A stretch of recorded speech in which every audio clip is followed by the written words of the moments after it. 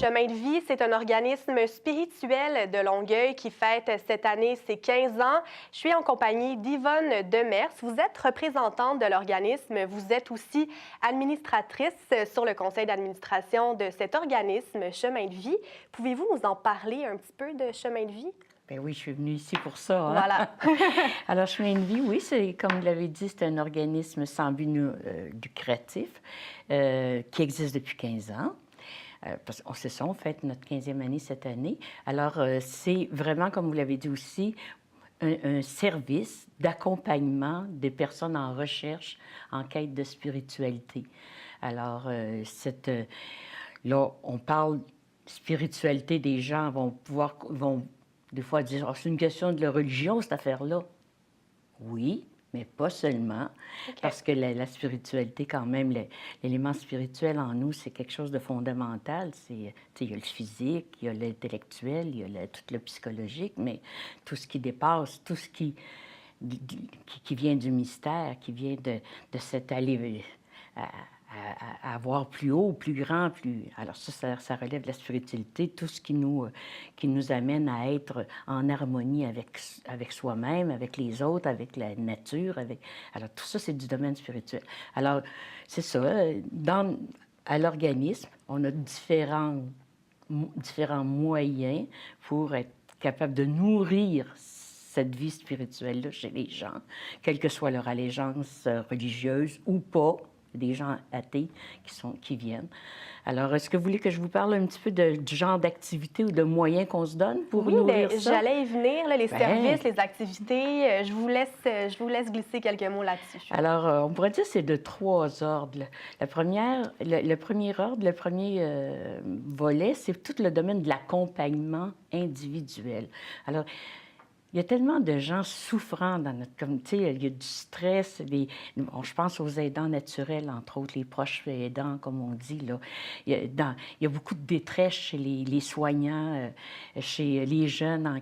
Alors, qu'il y ait un lieu pour se dire, quelqu'un qui va les écouter sans juger, qui va leur aider à décompresser, à voir plus clair dans leur vie. Alors, tout le domaine de l'accompagnement spirituel. Mais on parle de quoi? Quand vous dites accompagner les gens qui viennent vous voir ont envie de parler de quoi? Qu'est-ce qu'ils veulent découvrir le plus concrètement? Souvent, si on parle de l'accompagnement spirituel, entre autres, souvent, ils sont soit un tournant de leur vie, soit ils vivent quelque chose de douloureux à la suite de la perte d'un conjoint ou d'un enfant, la perte d'un travail. Et puis là, ils veulent faire le point, là. Ils veulent se reconstruire. Tu sais, des fois, on dit « je les ramasse à la petite cuillère ». Ça veut dire qu'on est tous désarticulés, on est tous éparpillés, puis on voudrait refaire l'unité en soi. Bien, il y a des personnes qui peuvent aider à écouter, à refléter ce que la personne vit dans ce qu'elle nous compte, dans ce qu'elle raconte, et puis l'aider à voir un peu plus clair. Alors ça, c'est le domaine de l'accompagnement spirituel. On a un volet qui s'appelle les rencontres témoignages. Alors, 7 ou 8 fois par année, une rencontre de 2 heures avec un témoin. Ça peut être, pour vous donner un exemple, cette année, on a eu Nicole Obamsawin de la spiritualité à Benakis. On a eu André Beauchamp qui venait de publier un livre qui s'appelle Devenir voyage.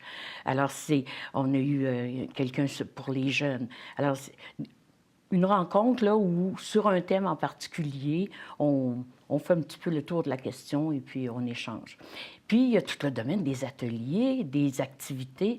Alors, pour vous donner des exemples, moi, j'anime un atelier d'écriture. Ça s'appelle l'atelier l'écriture acte de création. Alors, c'est de l'écriture spontanée où les gens, c'est très ludique. On s'amuse à écrire à partir d'un thème. Il y a les histoire de vie et trajectoire spirituelle. Il y a un autre atelier c'est les ciné-rencontres. Un autre atelier, c'est initiation à la méditation. On en a une belle variété d'ateliers différents pour répondre à différentes sensibilités, parce que la spiritualité, je dirais, il y a toutes sortes de portes d'entrée pour aller dans ce domaine-là. La nature, la quête de sens, les valeurs,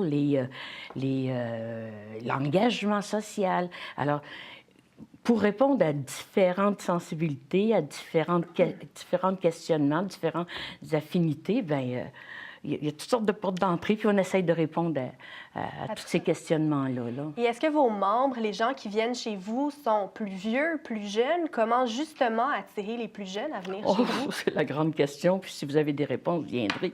Mais oui, bien, c'est sûr qu'on on rejoint plus les gens de 50 ans et plus, et puis plus de femmes que d'hommes. C'est un peu partout dans bien des organismes comme ça. Mais ce que je trouve intéressant chez nous, c'est que tout est bénévole. Tout est gratuit. Sinon, on leur demande des contributions volontaires. Alors, c'est quelque chose, ça, d'avoir accès à des services professionnels, parce que les gens sont qualifiés, là, les personnes qui animent les ateliers ou qui font de l'accompagnement spirituel ou quelque chose. Alors, c'est des gens d'expérience puis de compétences, puis services gratuits, ouverts à tout le monde. L'accueil, c'est... Les gens vont dire chez nous, qu'est-ce qui nous a surpris le plus à Chemin de Vie, c'est l'accueil inconditionnel. C'est pas pour rien que notre organisme s'appelle Chemin de Vie avec un S. C'est-à-dire que c'est pour plusieurs chemins plusieurs personnes peuvent l'emprunter. C'est pas sectaire du tout, même si on est d'inspiration chrétienne. Là, il reste que c'est... C'est toutes les allégeances absolument, religieuses. absolument. Et vous fêtez cette année vos 15 ans. 15 c'est ans. un moment quand même, vous l'avez dit, un tournant quand même dans votre histoire. Les défis particuliers que vous avez rencontrés dans les 15 dernières années, ce seraient lesquels?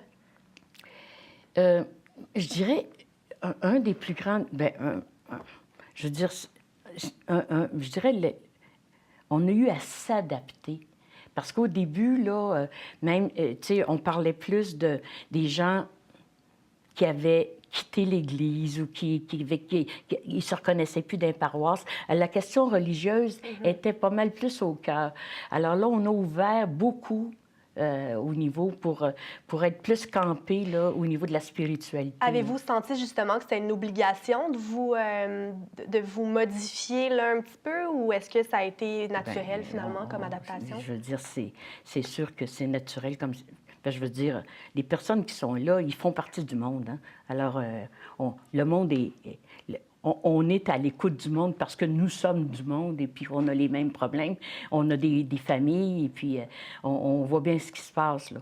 Alors ça a été quelque chose qu'on a dû faire, de s'adapter à ça. C'est sûr que le problème il y a une grande stabilité au niveau de nos gens. On a des gens dans l'équipe qui sont là depuis le début, depuis les 15 ans. Mais le renouvellement, c'est difficile, ça, c'est sûr. Là, t'sais. Puis, on est toujours à l'affût, là, tu sais, de se mettre au goût du jour et puis d'essayer de rejoindre de nouveaux publics et puis de nouvelles cibles.